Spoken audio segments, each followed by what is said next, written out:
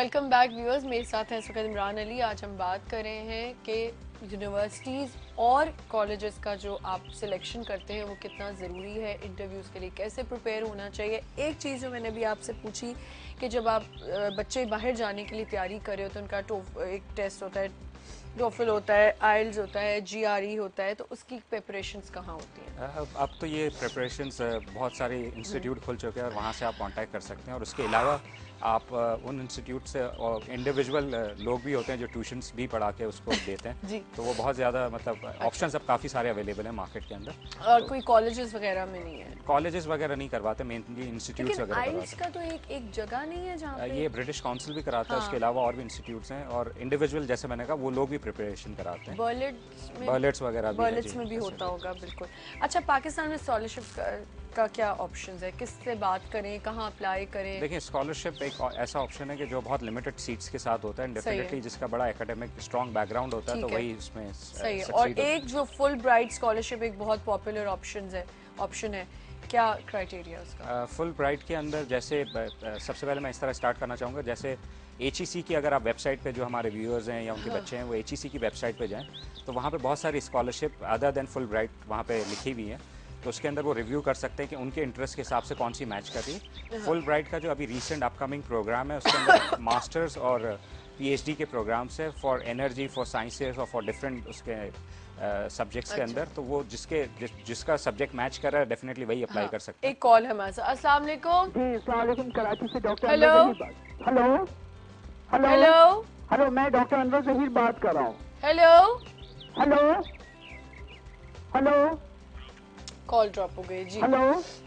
तो मैं ये बता रहा था कि वो HEC की वेबसाइट पे जाएं, वहाँ पे बहुत सारे स्कॉलरशिप प्रोग्राम्स हैं और जिनको नहीं मिलते हैं वो प्रॉब्ली डिसहार्ट ना हो, बिकॉज बहुत सारे कम्युनिटी बेसिस पर भी इंटरेस्ट फ्री लोन मिल जाती है जिसके बेसिस पे वो जाके बाहर पढ़ सकते हैं और वापस आके वो लोन पे बैक कर सकते हैं। अच्छा, हम बात कर रहे थे कि ऐसे कोई सब्जेक्ट जैसे फिल्म मेकिंग अब यहाँ स्टार्ट हुई है, पहले नहीं होती थी, लेकिन ज़्यादातर लोग फिल्म मेकिंग के लिए बाहर ही जाते हैं। तो यहाँ आप समझते हैं कि यहाँ स्ट्रॉन्ग हो रहा है, यहाँ पे बहुत ऑथेंटिक है? मैं इसमें थोड़ा सा इस तरह से ऐड करना चाहूँगा कि जो टेक्नोलॉजी साइड पे डेफिनेटली जो बाहर के कंट्रीज़ हैं या यूनिवर्सिटीज़ हैं वहाँ पे वो सारी चीज़ें बहुत एडवांस है, जो कि अभी हमारे पास उसका थोड़ा सा गैप है।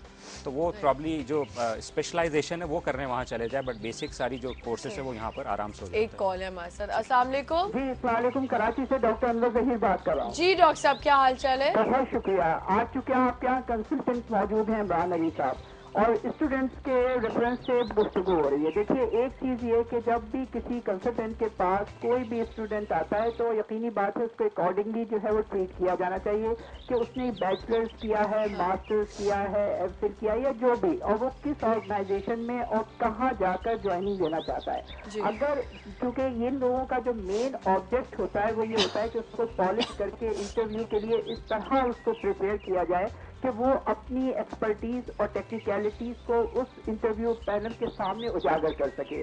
क्योंकि असल चीज जो होती है वो ये होती है कि आपकी जो थ्योरिटिकल नॉलेज होती है वो प्रैक्टिकल नॉलेज से बहुत डिफरेंट होती है। जब आप इंटरव्यू देते हैं तो वो आपका एक प्रैक्टिकल होता है और जो आपकी बुक पिक्चर होती है it is quite different from that particular when you are appearing for an interview.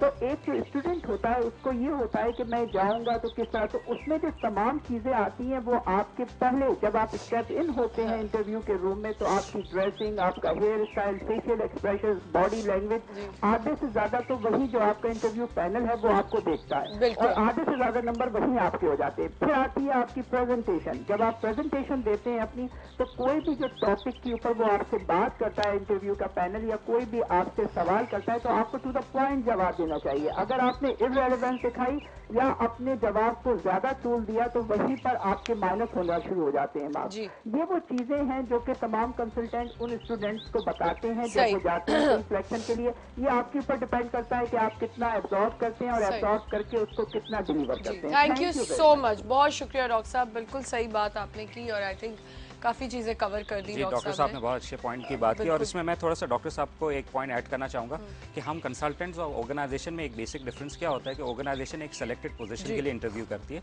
जबकि हम किसी भी कैंडिडेट को इंटरव्यू करते हैं बिकॉज हमें पता है कि आज नहीं, कल नहीं तो परसों कोई ना कोई ऐसी जॉब आएगी जिसमें वो लड़का या लड़की फिट इन हो सकता है। तो हमें और कंपनी में ये डिफरेंस होता है। एक फीचर्स डिपार्टमेंट, हमारे फीचर्स डिपार्टमेंट ने एक विक्टोरियन लेजेंड के ऊपर डॉक्यूमेंट्री बनाई है, वो चल के देखते हैं और फिर आते हैं। माड़ी मेरी चली रे घोड़ा गाड़ी, बाबू हो जाना फुटपाथ पर।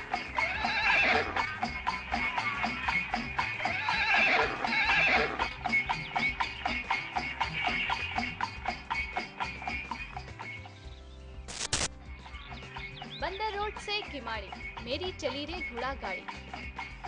60 की दहाई के शुरू में अहमद रुश्दी ने जब ये गाना गाया था, उस वक्त कराची इतना फैला हुआ नहीं था जितना आज है। शहर की आबादी सिर्फ 20 लाख थी। डबल डेकर्स और पटरियों पर चलने वाली ट्राम तो पब्लिक ट्रांसपोर्ट थी, लेकिन विक्टोरिया गाड़ी स्टेटस सिंबल यानी शाहाना शान की अलामत समझी जाती थी। शहर के उमरा इसमें सैरो तफरीह की गर्ज से सवारी किया करते थे। बग्घी के नाम से मारूफ ये सवारी मलका विक्टोरिया की निस्बत विक्टोरिया कहलाई जाने लगी। किधर जाता है और रिक्शा अबे चालान कराएगा, बाबू हो जाना फुटपाथ पर। बंदर रोड ये मलका विक्टोरिया ताजे बरतानिया है। 100 साल इसमें अंग्रेज बादशाह बैठा, 50 साल मुगलिया खानदान, 50 साल पाकिस्तान को हो रही है। ये जयपुर में तैयार हुई है। विक्टोरिया की सवारी और इसका इस्तेमाल कराची की सकाफती तारीख से जुड़ा हुआ है। क़याम पाकिस्तान से पहले विक्टोरिया का इस्तेमाल सिर्फ बरतानवी अफसरान और अशराफिया तक महदूद था। पाकिस्तान बनने के बाद मिस्टर जिन्ना ने एयरपोर्ट से गवर्नर हाउस तक का सफर इसी विक्टोरिया में तय किया। विक्टोरिया जो कभी कराची की सड़कों की जीनत हुआ करती थी, अब ढूंढे से नजर नहीं आती। विक्टोरिया चलाने वाले बहुत से खानदान अब इस पेशे को खैरबाद कह चुके हैं और अब शहर में सिर्फ चंद गिने चुने कोचवान ही बाकी रह गए हैं। हम तो बहुत पुराने जने का अयूब खान का टाइम पे, उस टाइम नी मार्केट से बिहार दोबारा सवारी था, उस टाइम काम चलाने लगा, और काम हमने किया ही कोई नहीं। पहले जहां कराची में 1000 के करीब विक्टोरिया चलती थी, अब इनकी तादाद आहिस्ता आहिस्ता कम होकर 100-150 के करीब रह गई है।